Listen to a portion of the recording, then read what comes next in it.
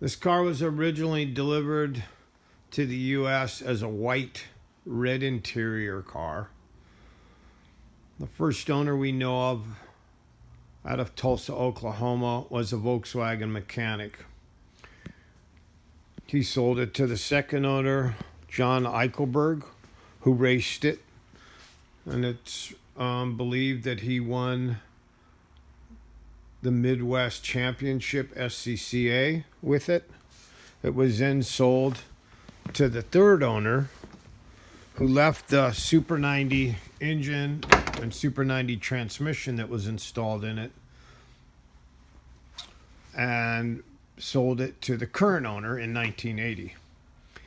I asked him about the history on this car, and he said that this car had the original engine taken out because they were going to go racing it, and it was placed in a Volkswagen Transporter. The Transporter, of course, blew up that motor, so that motor is gone. The current owner, when he passed away, there were 3 engines in the garage, and one of them was this motor, which is a 58 motor. Period correct. It's a normal, just like this car was, just a plain 1600. And so we got this out and found out that it had one burnt exhaust valve on number 3. So we did the valve job to it, lapped in the valves, and the cylinder leakage went between 2 and 6%. So we did not re-ring it. The heads still had the phosphorus bronze guides in them. They were immaculate. So we redid those. We did 2 new oil lines. We rebuilt both carburetors. We redid the fuel pump. And then we did the fuel petcock. So it's pretty much the way it should be. This is the way it was according to Howard. This muffler is an original 57 muffler, believed to be the original one. As you can see, it's the original style. It's got the heat shield on it. And in fact, here's some damage on a bumper guard. These overriders were not on this car originally, so it's not really set up to do the tailpipes through the side. So we left the original style European muffler on this car. Now this thing, let me start this thing up. Starts and runs really good with this engine. The mileage, according to everybody, is correct. 49,315 miles.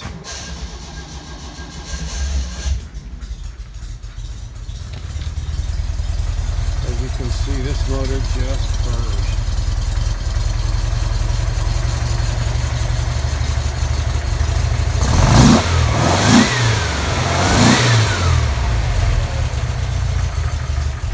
All the lights and electrical is working. The tachometer bounced for a while and then it broke, so the cable's probably bad. But we've got everything checked out, it's charging good. See, we have a license plate right out in the back. One thing we did notice about this car is these tail lights. On this side, the rubber seal has bled the black rubber into the paint a little bit. So we didn't want to take it off, and probably some compound will take that off and it'll be just fine. We've gone over this car with the exception of a mark right here. I don't know if you can see it. There's one little spot right there in the paint that was damaged. Looked like somebody did a little repair to it. I'll come up front here and show you the extent of a chip here, a chip here, and a chip there. Nothing on the nose. Tiny chip there, there. That's it. The rest of this paint is excellent. Down the side you can see there's not a single door ding or damage anywhere on it. We have just wiped it down with some liquid detailer. So we have not put anything on it as far as compound or paints or anything. You'll notice that the scutcheons are original. Matter of fact, that one's cracked, so shift knob, all the knobs are original. Alright, I decided to bring a low light in here so you could kind of see A little better. What's going on here? As you can see, the wood paneling underneath there is still immaculate. It still has a little spring tab to hold the wood in. But all of this is just so amazingly original. I've not seen one that's this original. The seats have almost no patina wear. I don't think anybody hardly ever sat in that passenger seat. There is a little brown wear here. A little bit here on this edge. But very nice. The roll bar was put in for the owner in 1980. It does have a sticker on it from 1985. The widow told me that he never ever raced it. As a matter of fact, this is probably the third time the top's been down since 1988. And we see a little ding here on this aluminum. Yeah, another chip right here. These chips are pretty small chips to deal with. Howard said he's the one that did the chrome and actually told me a story about a windshield when he was having problems with it. But it's just the way it was done in 1972. This lacquer paint job is, 48 years old. Looks like it was done last month. I do have the original side curtains. Matter of fact, this one, the baggies are actually stuck to the vinyl when I went to take one of them out to look at it. This is the rear cushion that'll go in the back when the roll bar comes out. I'll take and put it up on the lift so you can see the underside. But as you can see underneath, this front end's never been done. This is the original battery box area. We left the car dirty because we wanted to just put it up for sale the way it is. You can see where he did the restoration work and had stainless steel brake lines. Got the original Coney shocks on it, blue ones. Take you up in here. I don't know if you'll be able to see up inside there.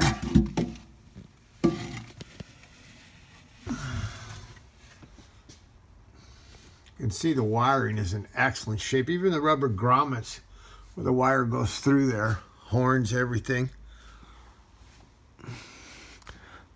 Okay, now this is the side here that Howard told me when he bought it in 1970.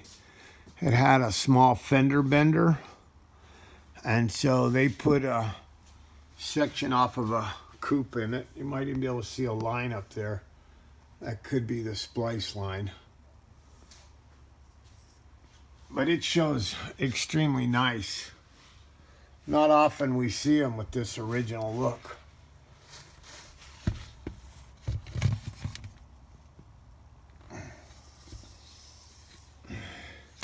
Floor pan's completely original. Matter of fact, we were noticing that it seems they kind of did a little bit thin on the undercoating because that red color you see is actually zinc primer. It's not rust. I'm pretty sure that's all there. You can see a little damage to the jack post, which that happened a lot. And both sides seem to have a little bit. But you look down that longitude panel, and that thing is excellent. Both sides.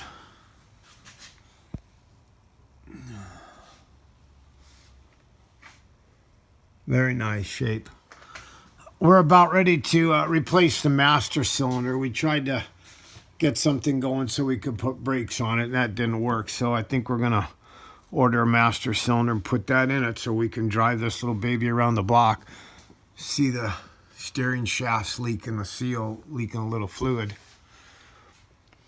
I'll take you back here and we'll take a look at this. You notice this thing has a Super 90 camber truss on it. This engine and transmission was taken out of a Super 90 and installed in this car, which is the ultimate racing combination. I think you can see the date code up there. I can't read it, but I'll have to check this video later. There it is. 4 of 63.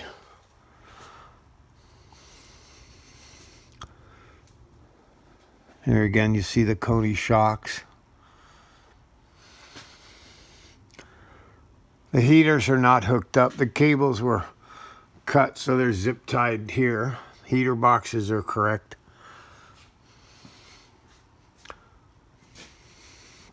And like I said earlier, this cable drive is bad. That cable sort of worked a little bit and then it stopped. Here again, you can see this muffler. You can see this is not a replacement muffler. That heat shield is original equipment stuff. We silicone the mufflers on so we don't put the clamps on them. So they seal up much better that way. A little seal on both sides works good. We'll go to the back. You can see how clean the original wiring is and the fixtures. That's a little dirty dust. We didn't pressure wash it. There you can see that one really good.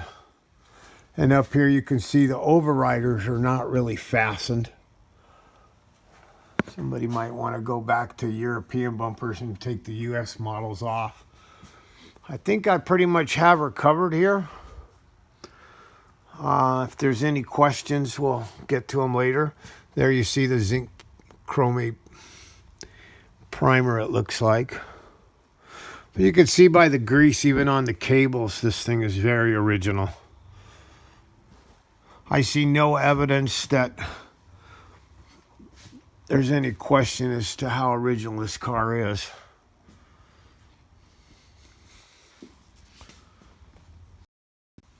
All right, now we've got the top back up, and I have to say this top is old.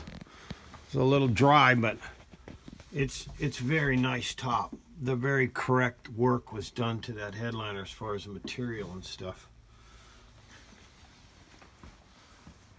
The gas tank is even date coded.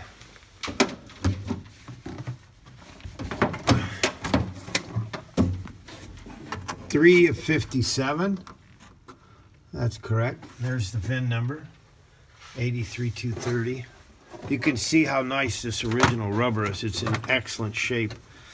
Down in here still has the cardboard battery box tray. And you can see down in front here, there's never been anything done to this floorboard area. We think we have the toolkit for it too. See down in there, very clean, very original stuff.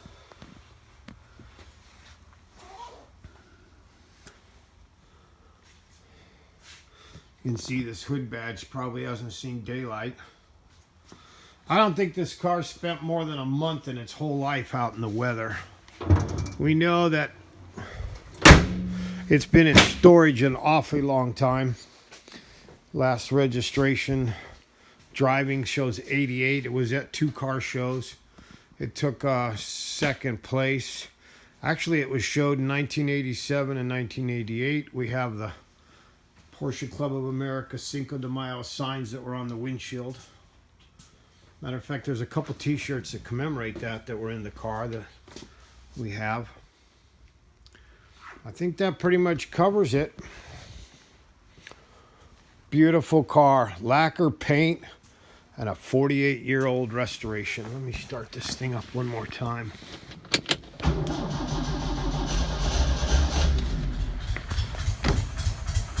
Now that's a good motor. They don't often run that smooth, that easily, that correctly.